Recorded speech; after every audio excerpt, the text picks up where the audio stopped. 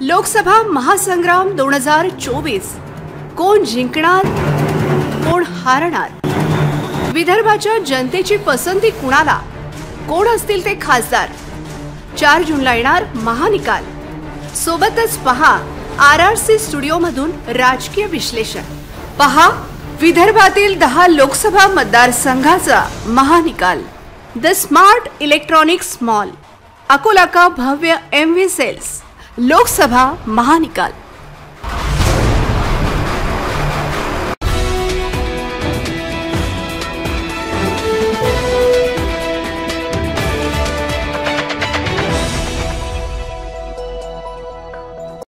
नमस्कार, RRC नेटवर्कच्या ताज्या बातमीपत्रात आपले स्वागत। अशा आहेत आजच्या प्रमुख घडामोडी। हेडलाइन्स प्रस्तुत करता Marcus, the readymade multibrand showroom. सर्वोत्तम quality, fresh stock, latest designs, reasonable rate. LRT college road, Raghuvanshi Mangal कार्यालयाच्या बाजूला, अकोला। लोकसभेचा निकाल RRC वरून एका क्लिकवर घर बसल्या पाहता येणार लाईव्ह निकाल। अकोला पोलिसांचा उरला नाही धाक, भरदिवसा महिलेवर चाकू हल्ला करणारे मोकाट। 4 वर्षानंतर अकोलेकरांना मिळणार खासदार, अकोलेकरांच्या अपेक्षा पूर्ण कधी होणार? शेकडो कामगारांच्या घरावर टांगती तलवार, पोलिसांसोबत खासगी गार्ड बोलावले कोणी?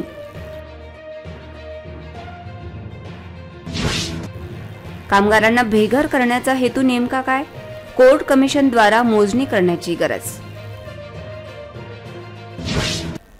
आता सविस्तर बातम्या। लोकसभा निवडणुकीचा निकाल 4 जून रोजी RRC न्यूज आपल्या मोबाईलवर उपलब्ध करून देणार आहे। पूर्ण निकाल हाती येण्याच्या अगोदर अकोला लोकसभेची गेल्या वेळची राजकीय परिस्थिती काय होती त्या आधारावर अनेक जण ठोकताळे मांडत आहेत। तेव्हा पाहू अकोला लोकसभेचा विशेष वृत्तांत। गेल्या निवडणुकीत अर्थात 2019 मध्ये संजय धोत्रे हे 2,75,596 मतांनी जिंकले होते। सन 2019 मध्ये 11,19,000 असे एकूण 64% मतदान झाले होते। 9,000 मतदारांनी नोटाची बटणे दाबली होती। सन 2024 मध्ये झालेल्या लोकसभा सार्वत्रिक निवडणुकीत भाजपने घराणेशाही करत अनुप धोत्रे यांना तिकीट दिल्याचा आरोप भाजपमध्ये गाजला, तर काँग्रेसने डॉक्टर अभय पाटील, वंचितचे राष्ट्रीय नेते प्रकाश आंबेडकर यांच्यात यंदाच्या सार्वत्रिक निवडणुकीत तिरंगी लढत होती। यंदा अकोला लोकसभा मतदारसंघात 15 उमेदवार रिंगणात होते, तर यापैकी 2 महिला तर 6 अपक्ष उमेदवार रिंगणात होते। 2024 मध्ये 11,68,366 अर्थात 61.79% मतदान झाले। 15 उमेदवार आणि 16वा नोटा असे प्रत्येकी कोणाकोणाला किती मतदान मिळते हे पाहण्यासारखे असेल। 2 वेळा खासदार म्हणून प्रकाश आंबेडकर यांनी लोकसभेत प्रतिनिधित्व केले होते। यंदा ही त्यांची 11वी निवडणूक आहे। अनुप धोत्रे यांचे वडील संजय धोत्रे हे केंद्रीय राज्यमंत्री होते। संजय धोत्रे हे 4 वेळा खासदार होते। त्यामुळे अनुप धोत्रे यांना लोकांनी पसंती दर्शवली की प्रकाश आंबेडकर यांना की काँग्रेस नेते डॉक्टर अभय पाटील यांना जनता विजयी करते हे पाहण्यासारखे असेल। मी सर्वप्रथम अकोला लोकसभा मतदारसंघातील सर्व मतदार बंधू भगिनींची मी मनापासून आभार व्यक्त करतो की एवढा कडक उन्हाळा असला सुद्धा त्यांनी एक मागच्या वेळेसपेक्षा जास्त प्रमाणात त्यांनी मतदान केलं, त्यामुळे मी सर्वांच्या मनापासून आभार व्यक्त करतो। आणि येणारी ही जी निवडणूक आहे, ही थोडी चर्चा जे होऊन राहिल्या गावात, ते चर्चे जेवढं काही त्या विरोधात आमच्या झालं त्याच्यापेक्षा जास्त चर्चाच होऊन राहिलेली आहे। त्यामुळे आम्हाला भीती नाही आहे। आमचे जे उमेदवार आहेत, युवा उमेदवार आहेत, अभ्यासू उमेदवार आहेत, शेतीविषयी सुद्धा ज्याला जिव्हाळा आहे असा आमचा उमेदवार अनुप संजय धोत्रे आहेत, त्यांचं विजय हा सुनिश्चित झालेला आहे। एक चांगल्या मताधिकाने लोक म्हणत येईल असं आहे तसं आहे, पण नाही, तसं नाही।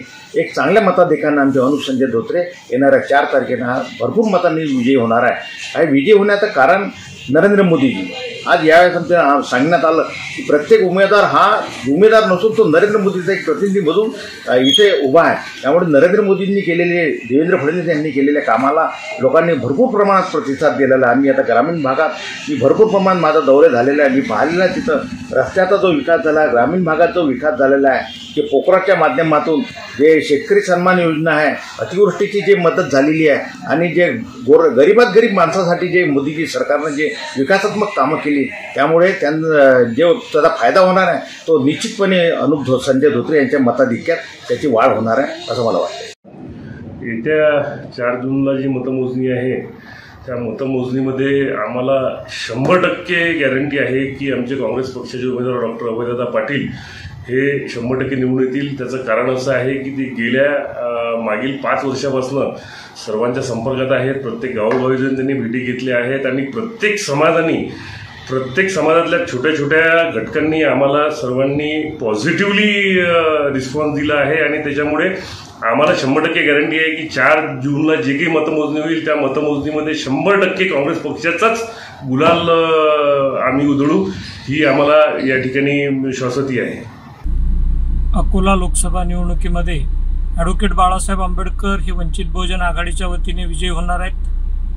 त्याचं कारण आहे की पक्षाची जी संघटनात्मक बांधणी आहे ती मोठ्या प्रमाणात आहे, बूथवरची बांधणी आम्ही केलेली आहे आणि त्याचबरोबर वेगवेगळ्या सामाजिक आणि इतर विषयांवरती पक्षाच्या वतीने जी काही आंदोलनात्मक भूमिका आणि संघर्षाची भूमिका घेतलेली आहे, त्यामुळे या मतदारसंघाचा जो विकास करायचा आहे तो विकास खऱ्या अर्थाने बाळासाहेबांच्या रूपाने होऊ शकते हे इथल्या सगळ्या समूहाला पटलेलं आहे। त्यामुळे या निवडणुकीमध्ये 2024ला जो अभूतपूर्व प्रतिसाद बाळासाहेब आंबेडकरांना होता तेवढा इतर कुठल्याही उमेदवाराला मिळालेला नाही आणि म्हणून ही निवडणूक जेव्हा लढायला आम्ही घेतली त्यावेळी ही बांधणी करताना प्रामुख्याने या मतदारसंघातले जे प्रमुख समस्या होत्या त्यावर फोकस करून वंचितने आजवर लोकांच्या हे लक्षात आणून दिलं।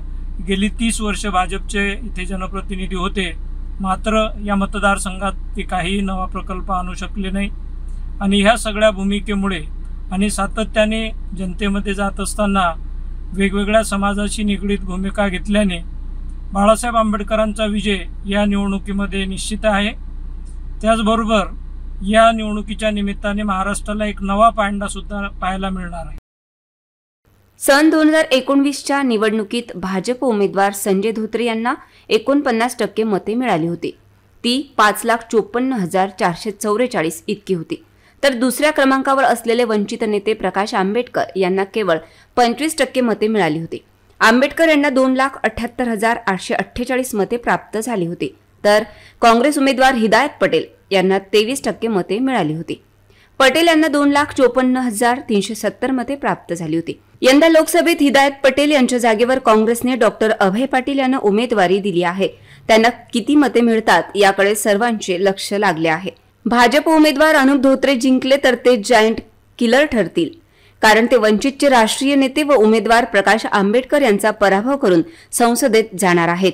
जर अनुप धोत्रे यांचा पराभव झाला तर अकोला जिल्ह्यातील विधानसभा मतदारसंघाचे गणित विरोधकांच्या हातात असेल। अकोला शहरातील सराफा बाजारात 2 तरुणांनी भर दिवसा एका महिलेवर चाकूने हल्ला करून तिला गंभीर जखमी केले। महिलांची छेड काढण्याचा प्रयत्न या युवकांनी केला। महिलांनी याला विरोध दर्शवताच महिलेच्या पोटावर चाकू हल्ला करून त्यांना गंभीर जखमी केल्यामुळे शहरातील पोलिसांचा वचक कमी झाला आहे का हा प्रश्न निर्माण होत आहे।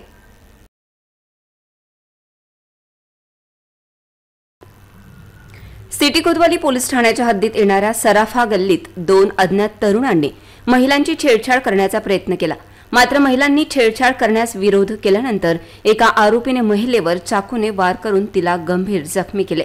सराफा मार्केटमध्ये 90% दागिन्यांची दुकाने असल्याने आवारात महिलांची वर्दळ असते।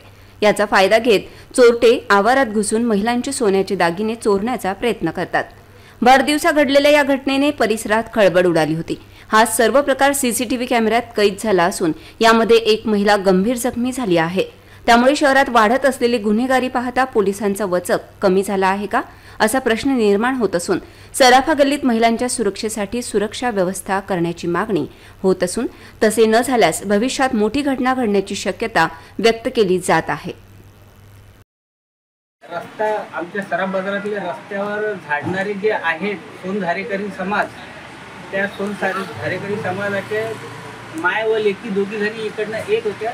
समोरून 2 मुलं आले, त्याच्या हातामध्ये पेंचिक होती आणि त्यांनी त्या मुलीला छेडण्याचा प्रयत्न केला असता ती मुलगी बाजूला गेली आणि त्यानंतर त्या मुलांनी परत मागे येऊन त्या मुलीला छेडखानी केली. त्याच्याकरता तिची आई मध्यस्थी गेली असता त्या मुलांनी पेंचीसने त्यांच्यावर वार केला. तर त्या बाईला न लागता त्या मुलीला जोरात ती पेंचीस लागली व ती घटनास्थळावरच बेशुद्ध पडलेली आहे. आणि हे असे प्रकार आमच्या सराफा बाजारामध्ये नेहमीच घडत असतात. हे मुलींची छेडखानी किंवा काय, या आधी इथे रविवारचा बाजार भरत होता, पण SP साहेबांच्या मेहरबानीने तो बाजार हटलेला आहे आम्ही प्रयत्न केल्यामुळे. तर आता अशाच गुंडांचा बंदोबस्त करण्यात यावा अशी आमची सर्व सराफ बाजारवासियांची मागणी आहे. आणि दिवसातनं 1-2दा पोलिसाची पेट्रोलिंग व्हावं ही पण आमची इच्छा आहे, कारण इथे येत्या काही दिवसामध्ये या घटनांमध्ये भरपूर वाढ झालेली आहे. तरी आम्ही सोमवारी त्या हिशोबाने SP साहेबांना निवेदन देण्याकरता भेटण्याकरता जातच आहोत. पण तरी आम्हाला इथं थोडंसं संरक्षण मिळाल्यास अजूनही सुविधा होईल आमच्या लोकांची. दुर्धर आजारामुळे संजय धोत्रे हे सक्रिय राजकारण गेल्या 4 वर्षापासून करू शकले नाहीत. त्यामुळे अकोलेकरांचे खासदाराचे प्रतिनिधित्व कुठेतरी खुंटले होते. त्यामुळे गेल्या 4 वर्षांनी अकोलेकरांना 4 जून रोजी नवा खासदार मिळणार आहे. या खासदाराकडून अकोला जिल्हावासियांच्या अनेक अपेक्षा आहेत. लोकसभा सार्वत्रिक निवडणुकीत खासदार संजय धोत्रे यांचे ऑक्सिजन काढण्यात येईल असा दावा काँग्रेस प्रदेशाध्यक्ष नाना पटोले यांनी काँग्रेस उमेदवार डॉक्टर अभय पाटील यांच्या नामांकन अर्ज दाखल करण्याच्या दिवशी केला होता. त्या दिवसापासून खासदार संजय धोत्रे यांच्या प्रकृतीची चर्चा रंगली. पण खासदार संजय धोत्रे गेल्या 4 वर्षापासून सक्रिय राजकारणापासून दूर आहेत. ते दुर्धर आजाराने ग्रासले आहेत. त्यामुळे गेल्या 4 वर्षांपासून अकोलेकर जनतेचे प्रतिनिधित्व करणारा खासदार नसल्याची ओरड सामान्य जनतेची आहे. त्यामुळे आता भाजप उमेदवार अनुप धोत्रे हे 4 वर्षांनी अकोल्याचे प्रतिनिधित्व करू शकतील. गेल्या 4 वर्षातील बॅकलॉग, नागरिकांच्या समस्या, शेतकऱ्यांचे प्रश्न, अकोट-अकोला रोड, सोयाबीन, कापूस उत्पादकांना भाव, पालखी मार्ग, खंडवा रेल्वे विस्तारीकरण याचे मोठे काम अनुप धोत्रे यांना करावे लागेल. फक्त 4 जून रोजी पुन्हा एकदा अकोलेकरांनी भाजप उमेदवाराच्या गळ्यात विजयाची माळ टाकली तर हे सर्व अनुप धोत्रे यांच्याकडून होण्याची अपेक्षा असेल. केंद्रीय राज्यमंत्री असताना संजय धोत्रे यांच्या स्वप्नातील अत्याधुनिक मॉडेल रेल्वे स्थानक व केंद्रीय विद्यालयाचे पूर्णत्व अनुप धोत्रे यांच्या मार्गदर्शनात होईल का, अशी विचारणा नागरिकांची आहे. शेकडो कामगार राहत असलेल्या जागेचा ताबा घेण्यासाठी त्या जागेची माहिती नसताना लिक्विडेटर यांनी कामगारांना घराबाहेर काढण्यासाठी शासकीय ताफा कसा आणला, असा प्रश्न विचारला जात आहे. इतकेच नाही तर या ठिकाणी मोठ्या संख्येत पोलीस असताना खासगी गार्ड्स कोणी बोलावले, असा प्रश्न उपस्थित होतोय.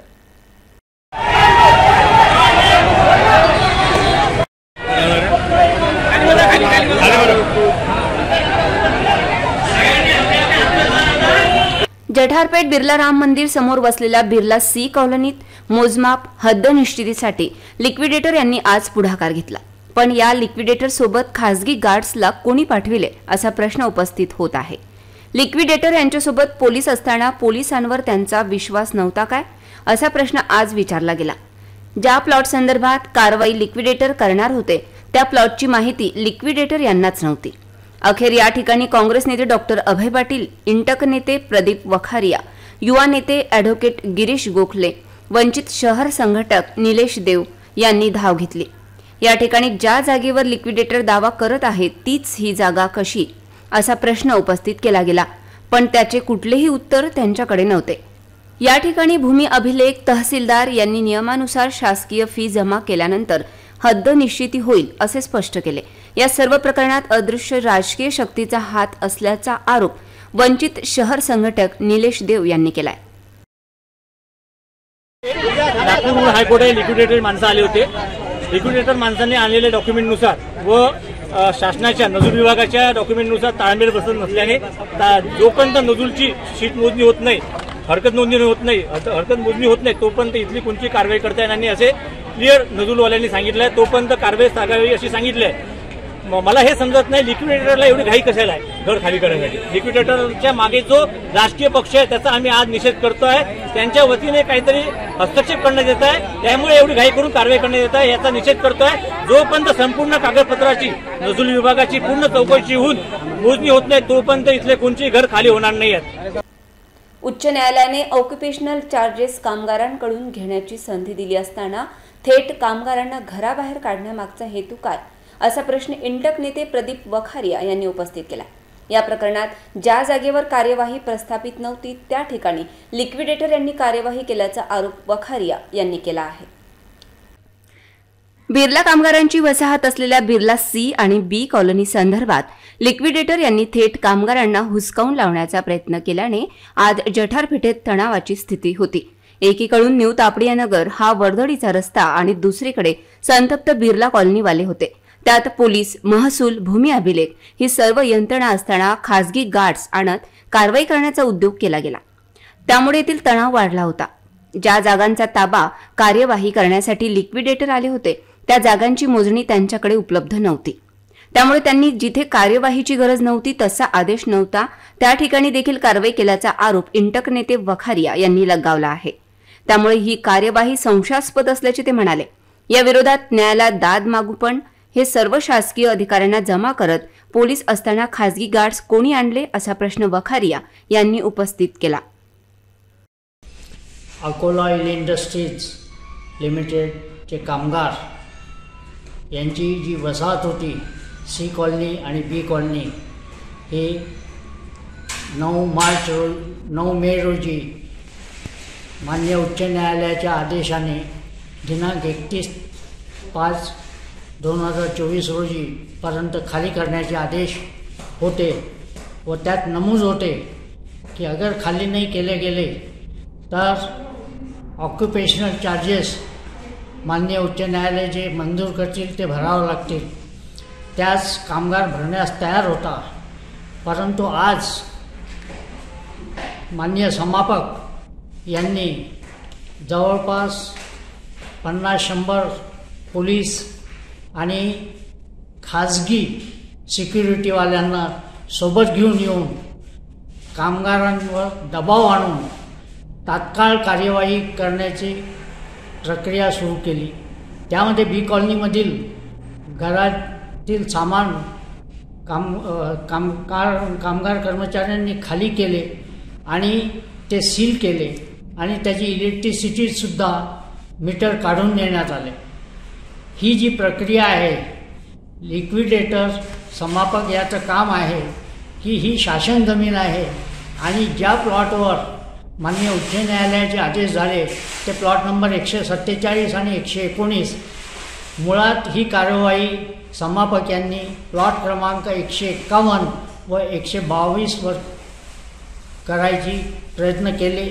त्यामध्ये 147 समजून जे कार्यवाही होत होती ती आम्ही थांबवण्यासाठी की बाबा तुमच्याजवळ मालमत्ता पत्रक नाही, स्पॉट कुठला आहे, ही कॉलनी किती 147 नंबर काय आहे, 151 किती आहे, 152 किती आहे, हे TILRची जोपर्यंत मोजणी होत नाही तोपर्यंत आम्ही खाली करत नाही. या सबबीवर 151 मधील सी कॉलनीमध्ये राहणाऱ्यांचं सध्या तरी जोपर्यंत मोजणी होत नाही तोपर्यंत कार्यवाही प्रलंबित आहे. मान्य उच्च न्यायालयाच्या आदेशानुसार कामगार आणि कर्मचारी यांनी जो ऑक्युपेशनल चार्जेस मान्य न्यायालय मंजूर करतील त्याला मान्यता दिली असताना सुद्धा दंडुकेशाहीची कार्यवाही समापक यांनी आज केलेली आहे आणि तिथे राहणाऱ्या कामगारांना कर्मचाऱ्यांना बेघर करण्याचा प्रयत्न केला आहे. याविरुद्ध मान्य न्यायालयाकडेच आम्ही न्यायप्रक्रिया याचिका दाखल करू आणि जी कारवाई जी जमीन मालक शासन आहे, अकोला ऑइल इंडस्ट्रीज मालक नसताना समापक यांनी कुठलीही तपासणी न करता ही दंडुकेशाहीची कार्यवाही मान्य न्यायमूर्तींच्या आदेशानुसार करण्याचा प्रयत्न केला. परंतु त्यामध्ये कामगार कर्मचाऱ्यांना जोपर्यंत खाली नाही करायचं तर संधी दिली होती न्यायालयाने, ती संधी होईपर्यंत क्वार्टर खाली करायला नको असताना ही दंडुकेशाही कार्यवाही केल्याबद्दल आज तीव्र भावना कामगारामध्ये झालेली आहे आणि त्याविरुद्ध आम्ही लढा देऊ. अकोला हैदराबाद राष्ट्रीय महामार्गावर दिवसेंदिवस अपघाताच्या मालिका सुरू असून हा राष्ट्रीय महामार्ग धोकादायक बनत चालला आहे. 31 मे रोजी रात्री अकोला हैदराबाद महामार्गावर झालेल्या अपघातात एकाचे निधन झाले आहे. अकोला हैदराबाद राष्ट्रीय महामार्गावर 4 चाकी वाहने अत्यंत भरधाव वेगाने चालत असून 80 किलोमीटर प्रति तासाची वेग मर्यादा कुठलाही 4 चाकी वाहन चालक पाळत नसल्याचे चित्र आहे. त्यामुळेच हा रस्ता अपघाताच्या केंद्रबिंदू ठरत असून 31 मे रोजी दार्जिलिंग टी कंपनी कारखाना 7 मैल येथे एसटी बस क्रमांक MH14BT 4354 व दुचाकी क्रमांक MH30 AP 4306 यांच्यात झालेल्या भीषण अपघातात म्हैसपूर येथील मनोहर इंगळे यांचा मृत्यू झाला. त्यांची पत्नी गंभीर जखमी झाली आहे. गंभीर जखमींवर अकोल्यातील खासगी रुग्णालयात उपचार सुरू असून अकोला हैदराबाद राष्ट्रीय महामार्ग 4 पदरी झाल्यापासून रस्त्यावर अपघाताची मालिका सुरूच आहे. खरीप हंगाम तोंडावर आल्यामुळे शेतकऱ्यांची बी बियाणे खते घेण्याची लगबग सुरू झाली आहे. अशातच बाजारपेठेत बोगस बी बियाणे खते विक्री करून शेतकऱ्यांची फसवणूक होण्याच्या घटनांमध्ये वाढ होत असल्याने कृषी विभागाने 14 भरारी पथकं कार्यरत केली आहेत. बुलढाणा जिल्ह्यात खरीप हंगामात शेतकऱ्याच्या फसवणुकीच्या घटना व तक्रारी होत असल्याने शेतकऱ्यांचे नुकसान टाळण्यासाठी बुलढाणा कृषी विभागाकडून 14 भरारी पथकं गठीत करण्यात आली आहेत. जिल्हा स्तरावर 2 आणि प्रत्येक तालुका स्तरावर 1 नियंत्रण कक्ष कार्यान्वित करण्यात आला आहे. शेतकऱ्यांनी अधिकृत विक्रेत्याकडून बी बियाणे आणि खताची खरेदी करावी. बोगस बियाण्यांपासून आपली फसवणूक टाळावी. काही तक्रार असल्यास नियंत्रण कक्षाशी संपर्क करण्याचे आवाहन कृषी विभागाच्या वतीने करण्यात आले आहे. जिल्ह्यामध्ये बियाण्याची त्यांच्या खताची उपलब्धता चांगल्या प्रकारे व्हावी, तसेच निकृष्ट दर्जाचं किंवा बोगस खत किंवा बियाणं बाजारात येऊ नये आणि त्या अनुषंगाने कार्यवाही करण्यासाठी आपण जिल्ह्यात 14 भरारी पथकं एकूण तयार करण्यात आलेली आहेत.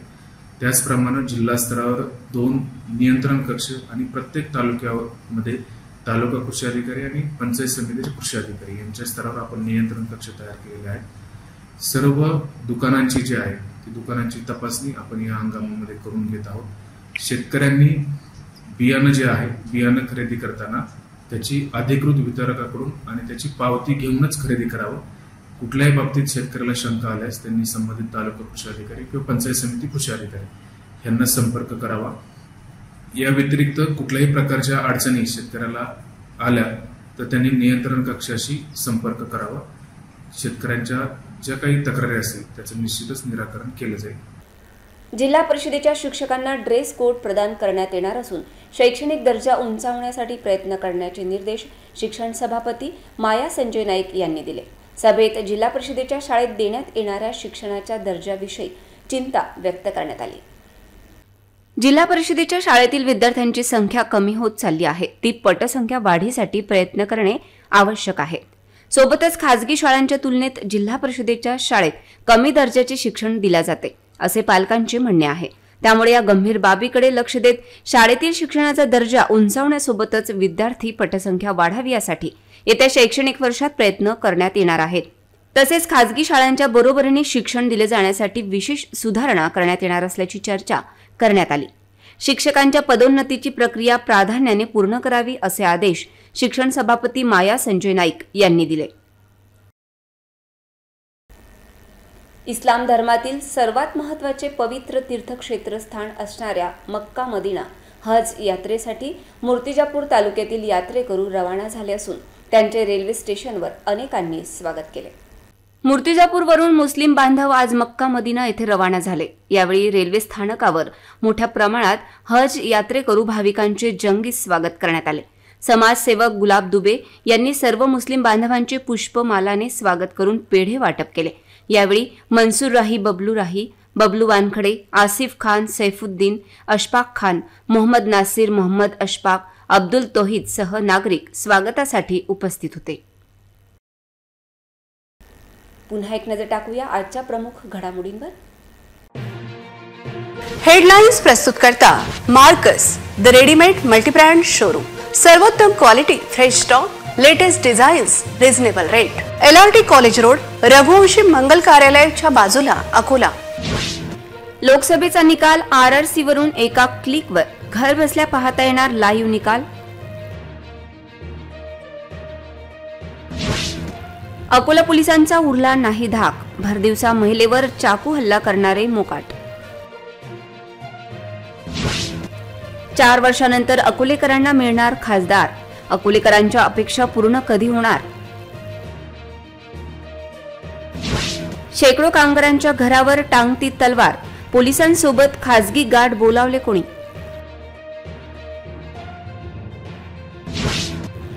कामगारांना बेघर करण्याचा हेतू नेमका काय? कोर्ट कमिशनद्वारा मोजणी करण्याची गरज. बातम्यांसाठी तुम्ही पाहत रहा RRC न्यूज. यूट्यूब चॅनलवर तुम्ही पण लाईक आणि सबस्क्राईब करा RRC डिजिटल अकोला हे यूट्यूब चॅनल. जगभरात कुठेही पहा RRC डिजिटल अकोला. पुन्हा भेटूया ताज्या बातम्यांसह, नव्या घडामोडींसह, नव्या बातमीपत्रात. तोवर नमस्कार.